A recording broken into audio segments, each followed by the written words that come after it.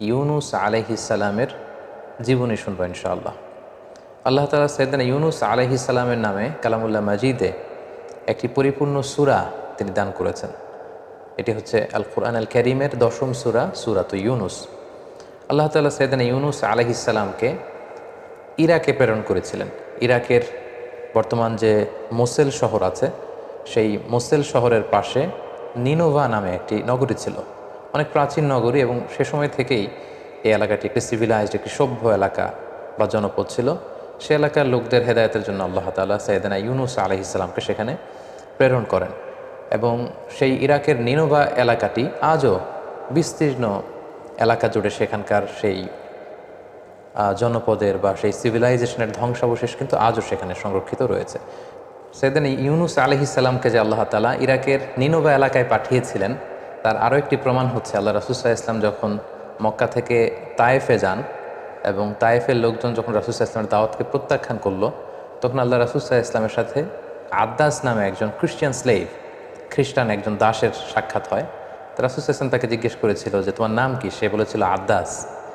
রাসূল সাল্লাল্লাহু আলাইহি ওয়াসাল্লাম জিজ্ঞেস করলেন যে মিন আইয়িল বিলাদি আনতা, তুমি কোন দেশের মানুষ? তখন সে বলল যে আমি নিনোভা এলাকার মানুষ। তখন রাসূল সাল্লাল্লাহু আলাইহি ওয়াসাল্লাম বললেন যে ইউনুস ইবনু মাত্তা যেই নিনোভা শহরে এসেছিল সেই এলাকার লোক তুমি? তখন আদ্দাস বলল যে আপনি কি করে জানলেন? আল্লাহ রাসূল সাল্লাল্লাহু আলাইহি ওয়াসাল্লাম বললেন জানবো না, কারণ ইউনুস তো আমার ভাই, আমিও নবী, তিনিও ছিলেন নবী। একথা বলার সাথে সাথে আদ্দাস রাসূল সাল্লাল্লাহু আলাইহি ওয়াসাল্লামের হাতে চুম্বন করলেন, এবং সেখানে রাসূল সাল্লাল্লাহু আলাইহি ওয়াসাল্লাম যখন তার কাছে সঠিক দাওয়াত উপস্থাপন করলেন, তখন আদ্দাস রাসূল সাল্লাল্লাহু আলাইহি ওয়াসাল্লামের হাতে হাত রেখে কালিমা পড়ে মুসলমান হয়েছিল। এবং এই ঘটনাটি সিরাতে ইবনে হিশামে কিন্তু উল্লেখ হয়েছে। এই কথোপকথন বা কনভারসেশন থেকেও কিন্তু আমরা রাসূল সাল্লাল্লাহু আলাইহি ওয়াসাল্লামের এই কথা থেকেও বুঝতে পারি যে সাইয়েদনা ইউনুস আলাইহিস সালামকে আল্লাহ তাআলা ইরাকের নিনোভা নগরীতে হেদায়েতের বাণীবাহক হিসেবে তিনি প্রেরণ করেছিলেন। আমরা সরাসরি কোরআন থেকে সাইয়েদনা ইউনুস আলাইহিস সালামের জীবন প্রবাহ জানবার আগে খুব সংক্ষেপে ওনার জীবনে ঘটে যাওয়া ঘটনা প্রবাহের একটি সংক্ষিপ্ত বিবরণ আপনাদের সামনে তুলে ধরতে চাই। নিনোভা এলাকাতে যখন সাইয়েদনা ইউনুস আলাইহিস সালাম তাওহীদের দাওয়াত দিলেন, বরাবরের মতো অন্যান্য নবীদেরকে যেমনি প্রত্যাখ্যান করা হয়, তেমনি সাইয়েদনা ইউনুস আলাইহিস সালামের দাওয়াতকেও নিনোভা এলাকার লোকেরা প্রত্যাখ্যান করলো। আল্লাহ নবী ইউনুস আলাইহিস সালাম বললেন যে আমার দাওয়াত যদি তোমরা না মেনে নাও, তাওহীদে যদি তোমরা বিশ্বাসী না হও, আল্লাহ তাআলার একত্ববাদ যদি তোমরা স্বীকার না করো, তাহলে আল্লাহ তাআলার পক্ষ থেকে কঠিন আযাব কিন্তু তোমাদের জন্য অপেক্ষা করছে। তারা বলল তাহলে ঠিক আছে, আপনি যদি সত্য নবী হয়ে থাকেন আযাব নিয়ে আসেন। তিনি বললেন ঠিক আছে, তোমাদের উপর অমুক অমুক দিন ভয়াবহতম আযাব আল্লাহ তাআলার পক্ষ থেকে নেমে আসবে। কিন্তু মজার ব্যাপার হলো আযাব নেমে আসলো না। আযাব নেমে না আসার কারণে সাইয়েদনা ইউনুস আলাইহিস সালাম ভাবলেন যে আমি বলেছি আযাব আসবে, কিন্তু আযাব তো আসছে না। তিনি এলাকা থেকে হিজরত করলেন। কিন্তু সাধারণত নবীদের বৈশিষ্ট্য হচ্ছে ওনারা আল্লাহ তাআলার নির্দেশনা ছাড়া কোনো এলাকা ছাড়েন না, বা নিজ কওমের লোকদেরকে ছেড়ে অন্য কোথাও চলে যান না। কিন্তু সাইয়েদনা ইউনুস আলাইহিস সালাম তিনি এলাকার লোকদেরকে ছেড়ে, এলাকা ছেড়ে হিজরত করলেন, বন্দরে চলে গেলেন। To make the long story short, তিনি বন্দরে যেয়ে একটা নৌকায় তিনি চেপে বসলেন, একটা বোঝাই করা মাল বোঝাই করা নৌকায় তিনি চেপে বসলেন। নৌকা চলতে আরম্ভ করলো, সাগরের মাঝখানে হঠাৎ করে সুনামি তৈরি হলো, ঝড় শুরু হলো, নৌকা ডুবে যাবে প্রায়। সবাই মিলে প্ল্যান করলো যে একজনকে যদি সাগরে আমরা ফেলে দেই তাহলে হয়তো নৌকাটা বেঁচে যাবে। এখন কাকে ফেলা হবে? কেউই তো রাজি হচ্ছে না। তখন তারা লটারি করলো। লটারিতে বারবার ইউনুস আলাইহিস সালামের নাম আসে। তিনবার যখন সাইয়েদনা ইউনুস আলাইহিস সালামের নাম আসলো, সবাই মিলে আল্লাহর নবী ইউনুস আলাইহিস সালামকে সাগরে নিক্ষেপ করলো, এবং আল্লাহ তাআলার আদেশে বিশাল তিমি মাছের আকৃতির একটি বড় মাছ এসে আল্লাহর নবী ইউনুস আলাইহিস সালামকে গিলে ফেললো। ওইদিকে আযাব তখন না আসলেও আল্লাহ তাআলা যখন চাইলেন ঠিক তখন আযাব সাইয়েদনা ইউনুস আলাইহিস সালামের কওমের উপর আপতিত হতে লাগলো।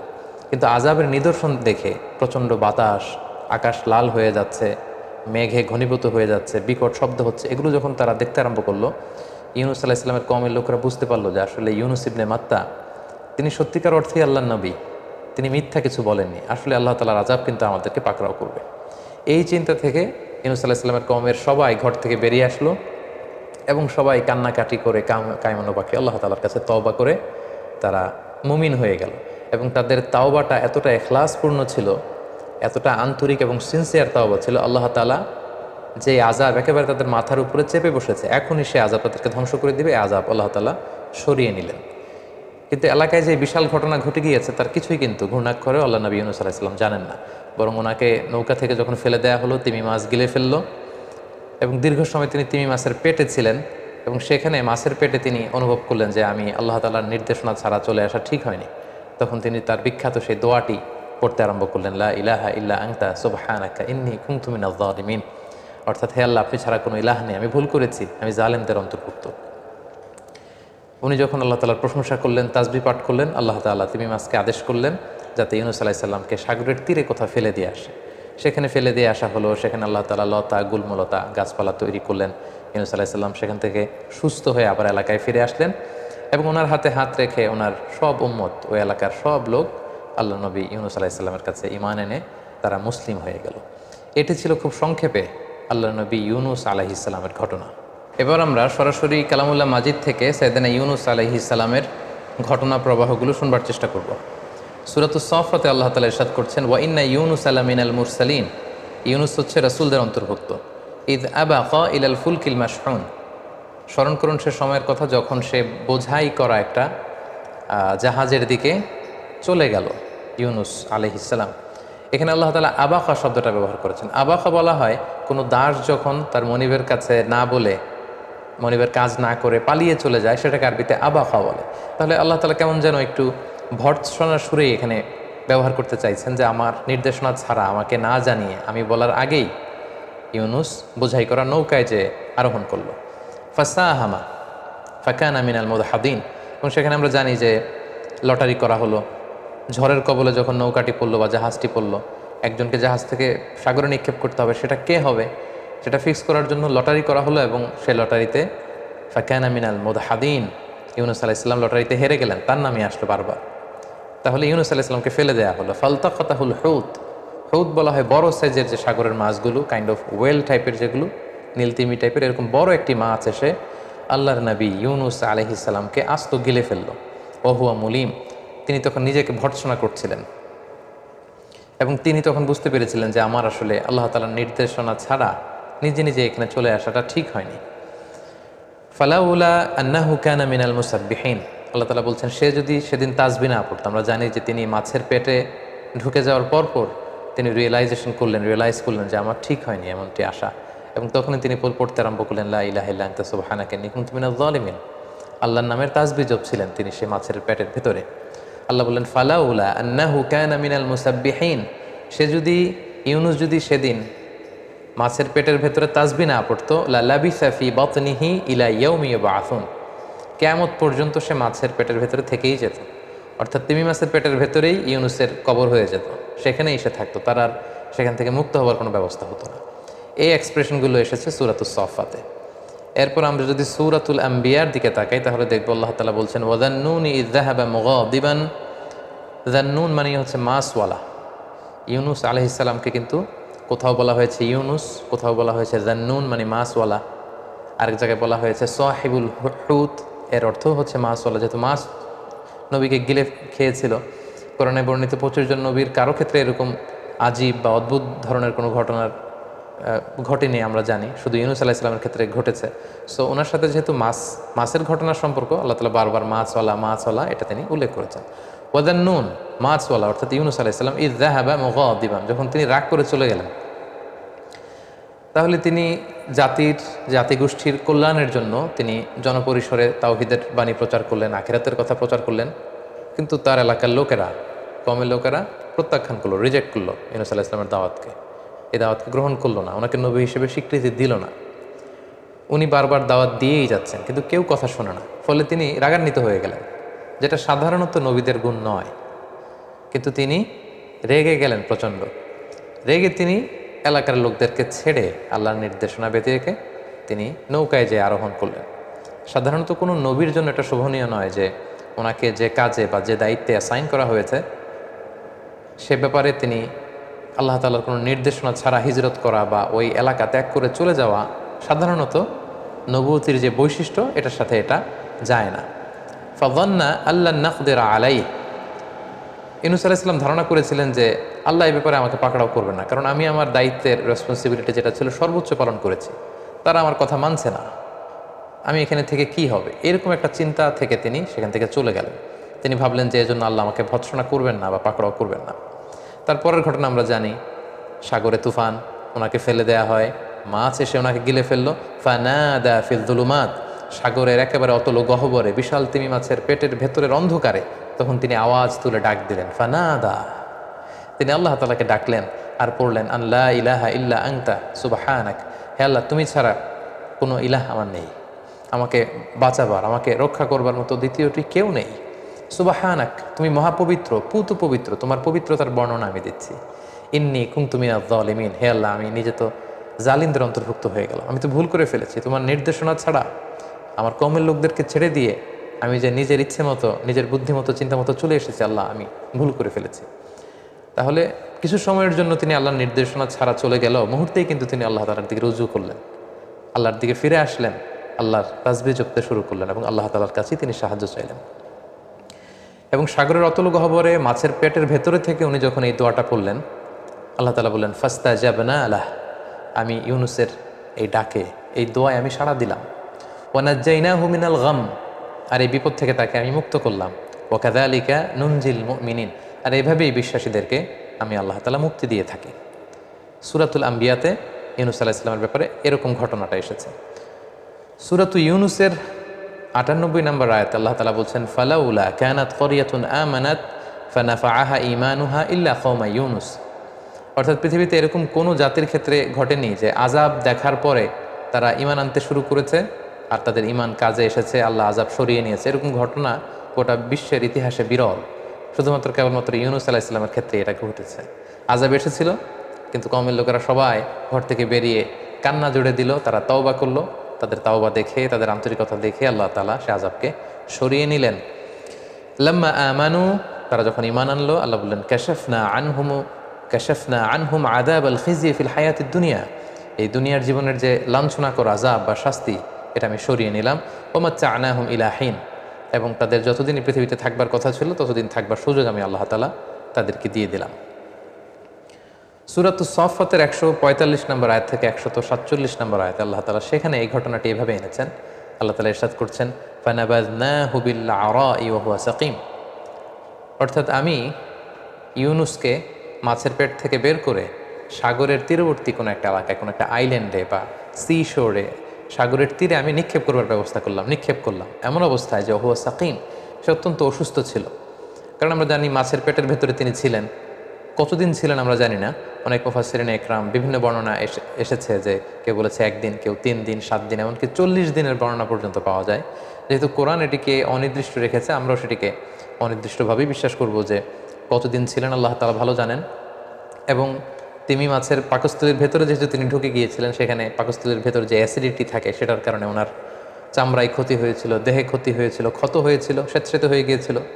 এজন্য আল্লাহ তাআলা বলছেন ওহুয়া সাকিম, সে অসুস্থ ছিল। এই অসুস্থ অবস্থায় তাকে আমি তিমি মাছের পেট থেকে বের করে সাগরের তীরে নিক্ষেপ করার ব্যবস্থা করলাম। এই অসুস্থ দেহ নিয়ে তিনি সাগর তীরে পড়ে রইলেন। আল্লাহ তাআলা বলছেন, ওয়াম্বাতনা আলাইহি শাজারাতাম মিন ইয়াকতিন, তারপর তার চারপাশে আমি লতা জাতীয় কিছু গাছ উৎপন্ন করলাম। সাগরের তীরে সাধারণত গাছপালা থাকে না। আল্লাহ তাআলা বললেন, আমি অসুস্থ ইউনুসকে সুস্থ করবার জন্য সেখানে কিছু ইয়াকতিন, অনেক মুফাসসিরিনে ইকরাম এটাকে লাউ গাছ বলেছেন। বেসিকলি ইয়াকতিন হচ্ছে এমন ধরনের কিছু প্ল্যান্টস বা গাছপালা যেগুলোর মজবুত গোড়া হয় না, লতা পাতা দিয়ে যেই ফল ফসলগুলো হয় এগুলোকে ইয়াকতিন বলে, যেমন শশা, বাঙ্গি, তরমুজ, লাউ, এগুলো। তো এই লাউ জাতীয় কিছু গাছপালা আমি ইউনুস এর সুস্থতার জন্য আমি সেখানে উৎপন্ন করলাম। সেই ফল খেয়ে সেটার ছায়ায় থেকে থেকে ইউনুস সুস্থ হয়ে গেল। তারপর আল্লাহ তাআলা বললেন, ওয়া আরসালনাহু ইলা মিআতি আলফিন আও ইয়াজিদুন, তারপর তাকে সেখান থেকে তার কওমের কাছে আমি পাঠালাম যাদের সংখ্যা ছিল 1,00,000 বা তার চেয়েও বেশি। ফাআমানু, এবং নবীকে দেখে তারা সবাই ঈমান আনলো। সুবহানাল্লাহি বিহামদিহি।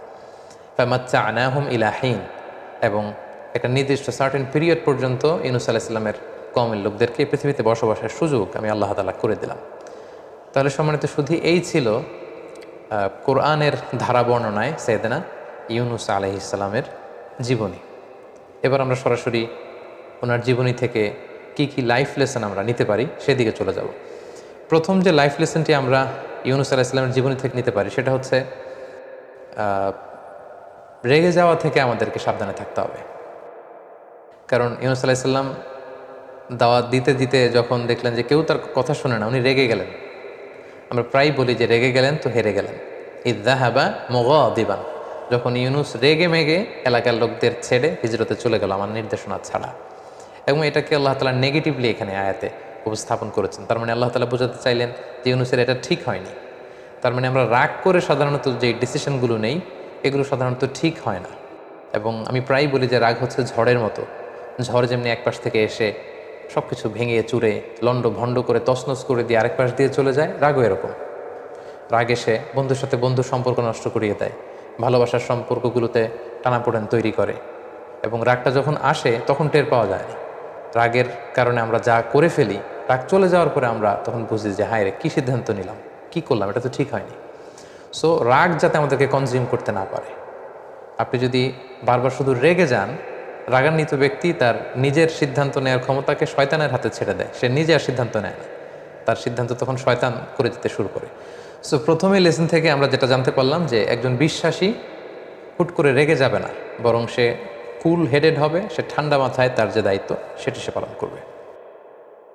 2 নম্বর যে শিক্ষাটি আমরা ইউনূস আলাইহিস সালামের জীবনী থেকে পাই সেটা হচ্ছে দাওয়াতি কাজে ধৈর্যের খুব দরকার।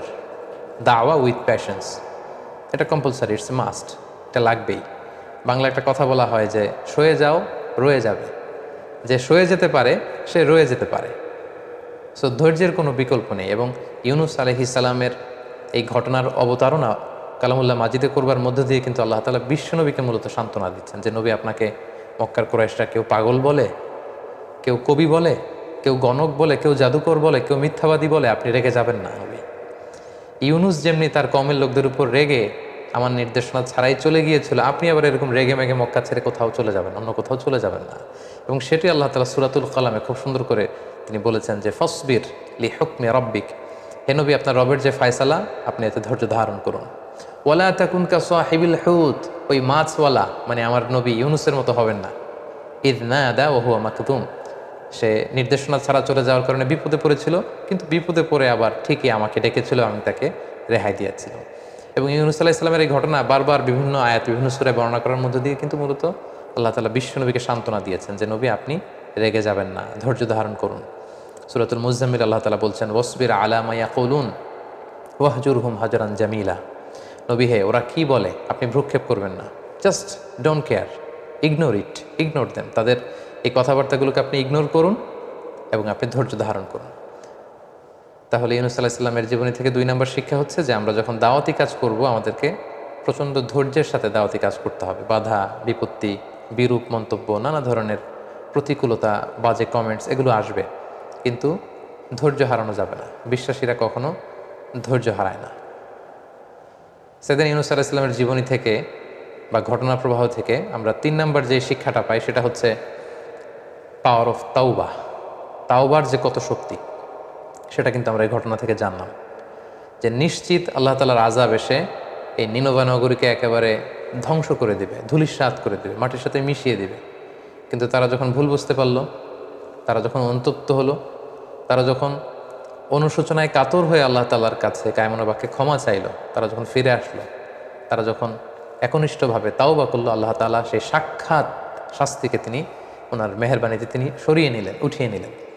তাহলে তাওবার কত শক্তি, দ্য পাওয়ার অফ তাওবা, এটা আমরা এই ঘটনা থেকে খুব স্পষ্ট জানতে পারি। অনেকে এখানে প্রশ্ন করে থাকেন যে আযাব যখন চলেই এসেছে, আযাব যখন দেখা যাচ্ছে, তখন আর তাওবা করে লাভ কি? তাওবা তো এর আগে করতে হয়।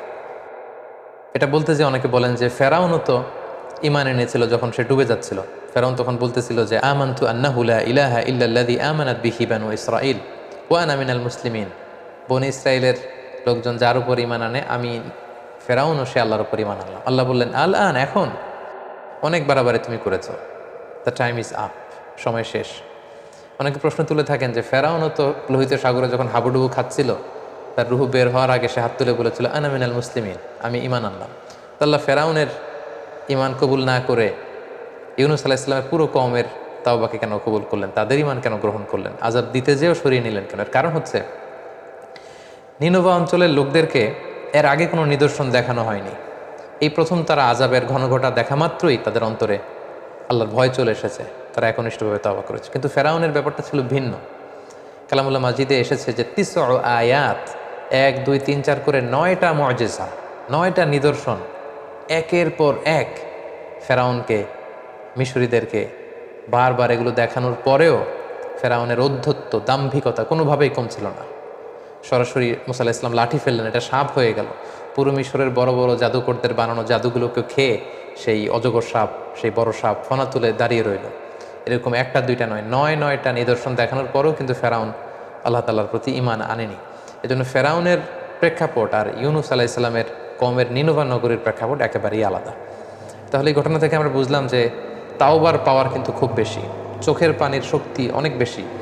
এক ফোঁটা পানি জাহান্নামের আগুনকে নিভিয়ে দেয়। অনুতপ্ত বান্দার চোখের পানির ফোঁটা, এটা চোখ বেয়ে, নাকের ডগা বেয়ে জমিনে পড়ার আগে আল্লাহ তাআলা বান্দার জীবনের সব গুনাহ ক্ষমা করে দেয়। এবং ২ ফোঁটা পানি আল্লাহ তাআলার কাছে সবচেয়ে বেশি প্রিয়, জেহাদের ময়দানে রক্তের ফোঁটা আর হচ্ছে অনুতপ্ত বান্দার চোখের পানির ফোঁটা। সো কেউ যখন অনুতপ্ত হয়ে আল্লাহর কাছে তওবা করে, সেই তওবা কিন্তু আল্লাহ তাআলা কবুল করে। তাহলে দ্য পাওয়ার অফ তাওবা, এটা আমরা এই ঘটনার মধ্য দিয়ে জানতে পারলাম।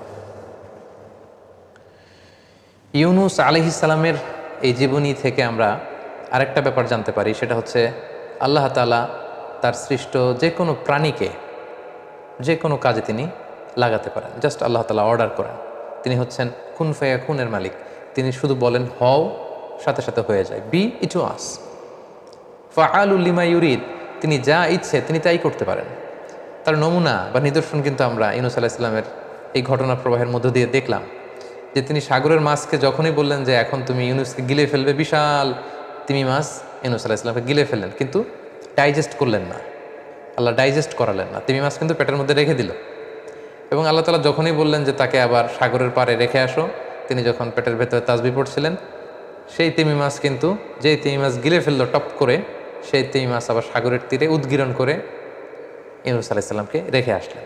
তাহলে আমরা দেখলাম যে যেই প্রাণীকে আল্লাহ তাআলার প্ল্যান অনুযায়ী আল্লাহ যখন কাজে লাগাতে চান, সেটা কিন্তু আল্লাহ তাআলা লাগিয়ে থাকেন। আমরা দেখেছি যে আবাবিল, মানে ঝাঁকে ঝাঁকে পাখি দিয়ে তিনি আব্রাহার বাহিনীকে ধ্বংস করেছেন। যে আব্রাহা আল্লাহর ঘর কাবাকে ধ্বংস করতে এসেছিল, তাদেরকে ধ্বংস করার জন্য আল্লাহ পাখির ফোর্স, বার্ড ফোর্সকে কাজে লাগালেন। ও আরসালা আলাইহিম তৈরন আবাবিল, ঝাঁকে ঝাঁকে কোত্থেকে যেই পাখির ঝাঁক এসে, পাখির ২ পায়ে ২টি আর চঞ্চুতে ঠোঁটে ১টি করে পাথর ঝাঁকে ঝাঁকে আব্রাহার সৈন্যবাহিনীর উপর পাথর মেরে তাদেরকে একেবারে কাসফি মাকুল, খেয়ে ফেলা তৃণভূষির মতো বানিয়ে দিল। তার মানে কখনো তিনি তার প্ল্যানকে বাস্তবায়ন করার জন্য সাগরের তিমি মাছকে কাজে লাগান, কখনো তিনি আকাশে ভেসে বেড়ানো পাখিগুলোকে কাজে লাগান। আবার যেই আব্রাহা কাবা ঘর ধ্বংস করার জন্য হাতিতে চড়ে এসেছিল, সূরাটির নাম হচ্ছে সূরাতুল ফিল, মানে হাতির সূরা, দ্য সূরা অফ এলিফ্যান্ট। এবং সেই ইয়ামান থেকে হাতি মক্কা পর্যন্ত এসেছে, কিন্তু মক্কার ওই জায়গার পর থেকে যখন আল্লাহ তাআলা হাতিকে অর্ডার করলেন যে এর সামনে আর যাওয়া যাবে না, ঠিকই হাতি কিন্তু আর সামনে যাচ্ছিল না। আব্রাহার বাহিনী হাতিকে পেটাচ্ছিল, অর্ডার করছিল, ফোর্স করছিল, কিন্তু হাতি কিন্তু সামনে যাচ্ছিল না। এর মানে হচ্ছে আল্লাহ তাআলা তার সৃষ্ট জীবদের মধ্যে থেকে যাকে যখন যেই ব্যাপারে অর্ডার করেন, তারা সেগুলো পালন করতে বাধ্য। তাওআন আও কারাহা, ইচ্ছায় হোক অনিচ্ছায় হোক, তারা করতে সেটা বাধ্য। এবং ইউনুস আলাইহিস সালামের মাছের পেটে কি করে তিনি বেঁচেছিলেন, কিভাবে এটা সম্ভব, এটা নিয়ে প্রশ্ন তুলে থাকেন। সেক্ষেত্রে আমরা একটি ঘটনাকে উল্লেখ করতে পারি, যেটি পশ্চিমা বিশ্বের বিভিন্ন জাতীয় দৈনিকে এসেছে। আমরা আমাদের ডিসক্রিপশন বক্সে সেই ঘটনার লিঙ্ক শেয়ার করে দিব। জেমস বার্টলি নামে একজন নাবিক ছিল।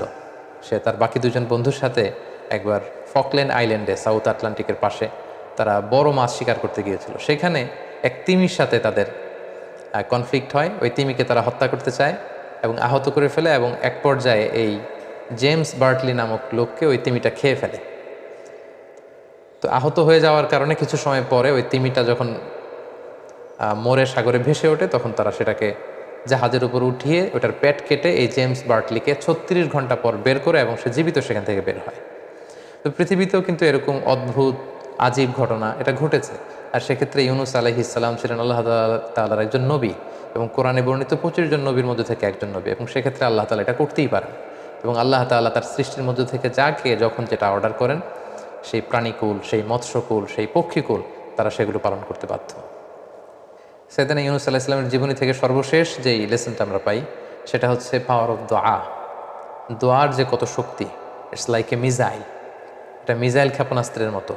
আমি প্রায় বলি যে দোয়াটা হচ্ছে একটা শিল্প, এটা করতে জানতে হয়, কিভাবে আল্লাহর কাছে চাইতে হবে, কেমন করে চাইতে হবে, কোন প্রসেসে চাইতে হবে, এই প্রক্রিয়াটা, এই মেকানিজমটা জানতে হয়।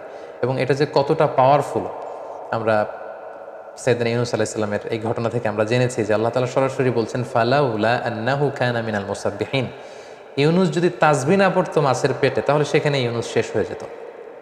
লাবিসা ফি বাতনিহি ইলা ইয়াউমি ইউবআথুন, কিয়ামত পর্যন্ত ইউনূস সেই মাছের পেটেই থাকতো, মাছের খাদ্য হয়ে যেত। ওটাই হতো সলিল সমাধি, ওটাই হতো ইউনূসের কবর। কিন্তু সেই বিপদের মুহূর্তে যখন আল্লাহ নবী ইউনূস আলাইহিস সালাম আল্লাহর তাসবিহ পড়ছিলেন, আল্লাহর গুণগান সেখানে গাইলেন এবং আল্লাহর কাছে তিনি কায়মনোবাক্যে দোয়া করলেন, ঠিক সেই মুহূর্তে আল্লাহ তাআলার সাহায্য কিন্তু সেখানে পৌঁছেছে। এবং এই দোয়াটি দোয়াই ইউনূস নামে পরিচিত, যেটি আল্লাহ রাসূল সাল্লাল্লাহু আলাইহি ওয়াসাল্লাম সুনানে তিরমিজির বর্ণনায় তিনি উল্লেখ করেছেন যে দাওয়াতু যিন্নুন, যিন্নুন মানে হচ্ছে মাছওয়ালা, অর্থাৎ ইউনূস আলাইহিস সালামের দোয়া, যে দোয়াটা তিনি মাছের পেটে করেছিলেন। এবং এই দোয়াটি আল্লাহ তাআলার অত্যন্ত প্রিয় একটি দোয়া, তিনি খুব পছন্দ করেন। কোনো বান্দা যদি এই দোয়াটা করে আল্লাহ তাআলা বড্ড পছন্দ করেন। দোয়াটি হচ্ছে লা ইলাহা ইল্লা আনতা সুবহানাকা ইন্নী কুনতু মিনাজ জালিমিন। এর অর্থটাও বড্ড সুন্দর। এর অর্থ হচ্ছে লা ইলাহা, অর্থাৎ হে আল্লাহ আপনি ছাড়া আমার কোনো ইলাহ নেই। লা ইলাহা ইল্লা আনতা, আপনি ছাড়া আমার কোনো ইলাহ নেই। সুবহানাক, আমি আপনার পবিত্রতা বর্ণনা করছি, আপনি পুত পবিত্র। ইন্নী কুনতু মিনাজ জালিমিন, আল্লাহ নিশ্চয় আমি ভুল করে ফেলেছি, নিশ্চয় আমি অন্যায় করে ফেলেছি, নিশ্চয় আমি জালিমদের অন্তর্ভুক্ত। হে আল্লাহ নিশ্চয়ই আমি সীমা লঙ্ঘনকারীদের অন্তর্ভুক্ত। কেউ যদি কোনো বিপদে পড়ে এই দোয়াটা পড়ে আল্লাহ তাআলা তার ডাকে সাড়া দেয়, সেই দোয়াটি আল্লাহ তাআলা কবুল করেন।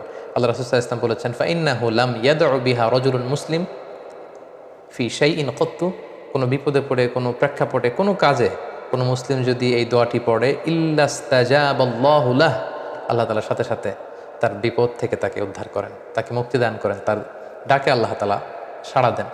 তাই আমরা আমাদের চলতি পথে জীবনে যখনই আমরা বিপদের সম্মুখীন হব, যখনই কোনো ক্রাইসিস মোমেন্টে পড়ব, আমরা যেন সাইয়েদনা ইউনূস আলাইহিস সালামের এই দোয়াটি পড়ি, যেটা আমরা দোয়া ইউনূস হিসেবে সবাই চিনে থাকি, লা ইলাহা ইল্লা আনতা সুবহানাকা ইন্নী কুনতু মিনাজ জালিমিন।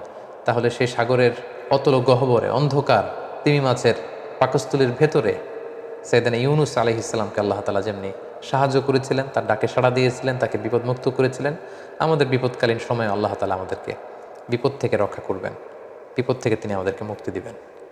আল্লাহ তাআলা আমাদের সবাইকে কথাগুলো বোঝার, আমল করবার তৌফিক দান করুক। হাদা মা ইনদি ওয়াল ইলমু ইনদাল্লাহ আলাইহি তাওয়াক্কালতু ওয়া ইলাইহি উনীব।